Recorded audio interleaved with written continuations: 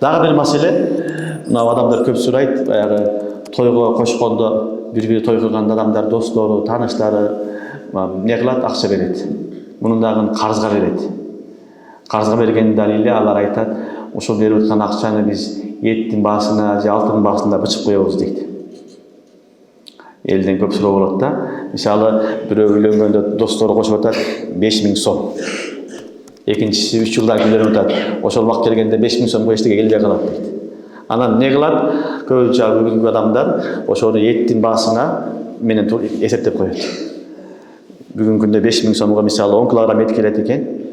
Кийин үйлөнсө, кийин 5 жылдан кийин ол үйлөнсө деле 10 килограмм акчаны беребиз дейт. Бул дагы туура эмес. Түшүнүңөрбү? Бул дагы туура эмес. 5000 сом бердиңби, кийин дагы 5000 сомду бересиң. Кийин башканын алдына келгенде кымбаттап кетти, 6000, 7000 болуп кетти деп 6000, 7000 берилбейт. Түшүнүңөрбү? Ал карз тарудду бимислиха. Мисли кайтарылат. Биринчи маселе. Экинчи маселе, тойдо берилген нерсе бул өзү карз болбош керек.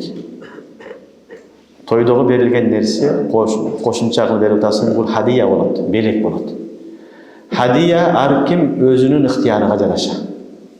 Бул акту табарру, ыктыярына жараша.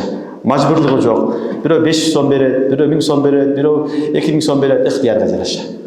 Ал кайтарылбайт. Көңүлдөн чыкканды бересиң, ушул хадия. Бирок бизде тилекке каршы элдердин арасында бул хадия меселе карызга айланып кеткен. Ошон үчүн булар карызга айткан далили аны этке бычат, жосо эмне, алтынга бычып анан кийин бирөөгө берет. Бул карызга ачык далили. Ошон үчүн бул карыз канча берсең ошону аласың. Карыз берип аткан болсоң. Эгер хадияда кылган болсоң, хадияда кошумча берилбейт. Хадияда кайтарылбайт. Хадияны көңүлдөн чыгарып бересиң, болду, ла тарот. Ошол сенин немеге жакшылыгыңа себепчи болуп атат, сүйүнгөндөн сага берип атат. Бул жакшы нерсе. Соогуна аны кайтарганга болбойт.